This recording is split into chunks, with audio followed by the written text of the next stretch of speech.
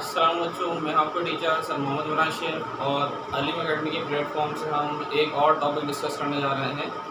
Electronic configuration बच्चों, हमने different lectures में आपको बताया कि आपके पास इससे पहला आया फॉर ऑफ गो प्रिंसिपल, फिर आया बच्चों हमारे पास N+L रूल। ऐसे ही बच्चों हमारे पास ये एक और कॉन्सेप्ट आ रहा है इलेक्ट्रॉनिक कॉन्फ़िगरेशन पर, फॉर हमारे पास आ रहा है हंट्स रूल। अगर आपको याद हो, हमने पहले भी कहा था कि आपके पास एस ऑर्बिटल, अगर हम बात करें तो एस ऑर्बिटल की ओरिएंटेशन आ रही थी सिर्फ एक, ये हमने पढ़ा था मैग्नेटिक क्वांटम नंबर पे। पी ऑर्बिटल की बच्चों ओरिएंटेशन कितनी आ रही थी? 3, यानी कि वो मूव कर रहा था पी एक्स पे, पी वाई पर, पी जेड पर। एस ऑर्बिटल की एक ही ओरिएंटेशन थी, इसकी शेप आ रही थी स्फेरिकल। डी ऑर्बिटल की ओरिएंटेशन बच्चों कितनी आ रही थी? 5, और एफ की बच्चों कितनी आ रही थी हमारे पास? 7। ये था, अगर आपको याद हो, हमने कहा था कि एस ऑर्बिटल की ओरिएंटेशन कितनी आ रही है बच्चों? 1। पी ऑर्बिटल की ओरिएंटेशन बच्चों कितनी आ रही है? 3, और ऐसे ही डी ऑर्बिटल की ओरिएंटेशन 5, और एफ की बच्चों कितनी आ रही है? 7। 1 3 5 7 ऐसे था। अच्छा, मैंने आपसे पहले भी जिक्र किया था कि अगर एस ऑर्बिटल है, इसकी अगर एक ओरिएंटेशन है, इसके कोई एक्सेस नहीं है। पी के हैं, पी के बच्चों कितने आ रहे हैं? पी के आ रहे हैं हमारे पास, अगर हम पी की बात करेंगे, पी की शेप थी डम्बेल शेप, ऐसे के 2 इलेक्ट्रॉन थे पी एक्स पर बच्चों, 2 इलेक्ट्रॉन पी वाई पर, और 2 इलेक्ट्रॉन पी जेड पर। ऐसे मैंने आपको पहले भी समझा था। एक एक आएगा पहले क्लॉकवाइज, पी एक्स पे, पी वाई पे और पी जेड, फिर एक इलेक्ट्रॉन आ जाएगा एंटी क्लॉकवाइज, एक्स वाई और जेड पे। तो पी के जितने ये एक्सेस बन रहे हैं तो ये पी ऑर्बिटल के, तो इन सब की एनर्जी आपस में क्या होगी? इक्वल, सेम एनर्जी होगी। इन ऑर्बिटल के लिए पी के अगर 3 एक्सेस हैं तो इनकी एनर्जी अगर आपस में इक्वल होगी, तो आप इसके लिए वर्ड इस्तेमाल कर सकते हैं, पी के लिए वर्ड इस्तेमाल कर सकते हैं डी जेनरेट ऑर्बिटल का। और डी जेनरेट ऑर्बिटल की मीनिंग भी यही होती है कि जिनकी एनर्जीज आपस में क्या हो? सेम। अब जैसे आप डी ऑर्बिटल लो आप, तो डी ऑर्बिटल के लिए भी यही है भाई, डी ऑर्बिटल के कितने एक्सेस आ रहे हैं? 5, तो इन सब की एनर्जी आपस में क्या होगी? सेम। फिर आया एफ, एफ की ओरिएंटेशन कितनी आ रही है? 7, तो इनकी एनर्जी आपस में क्या होगी? इक्वल होगी। 7 आ रहे हैं हमारे पास ओरिएंटेशन, लेकिन एस की ओरिएंटेशन 1 है। अगर 1 ओरिएंटेशन है तो इसकी मीनिंग ऐसे कोई एक्सेस है ही नहीं, तो फिर आप इसके लिए डी जेनरेट का आप वर्ड इस्तेमाल नहीं कर सकते। डी जेनरेट ऑर्बिटल का वर्ड किसके लिए इस्तेमाल होगा? पी, डी और एफ का असल में स्टेटमेंट में इसी के ऊपर बात हो रही है, इसीलिए हमें पहले इसको डिस्कस किया।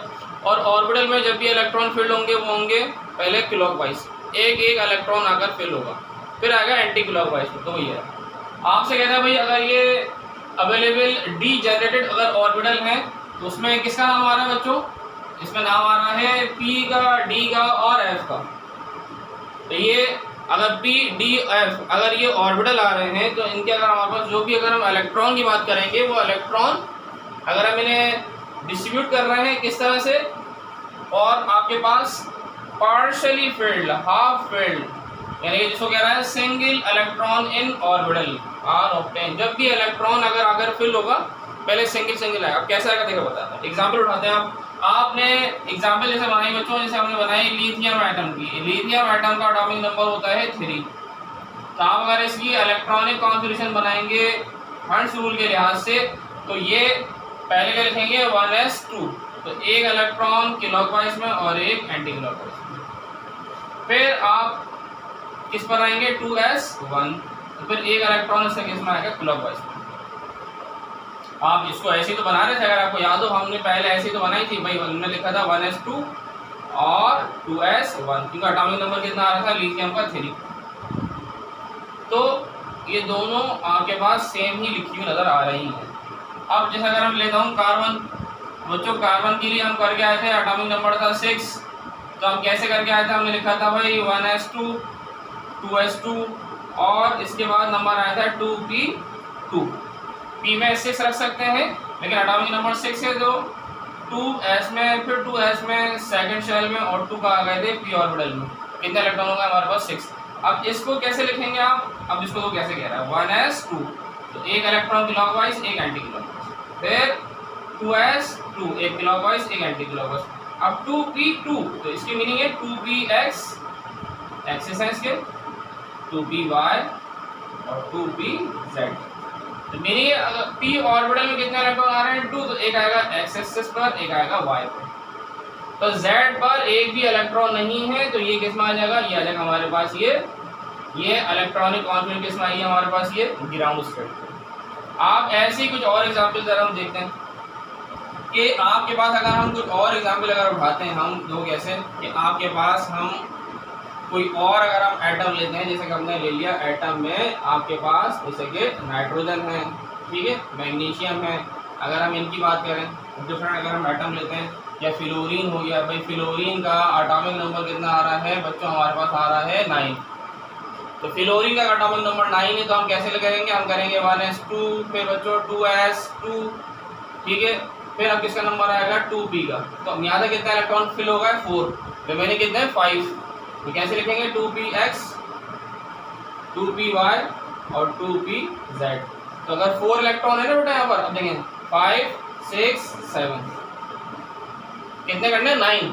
अब एंटी क्लॉकवाइज पार्शियली फिल्ड, यहाँ तक होगा हमारे पास 4 5 6 7, बच्चों हमारे पास अगर यहाँ पर 7 हो रहा है तो ये 8 और ये 9 ऐसे बना दें।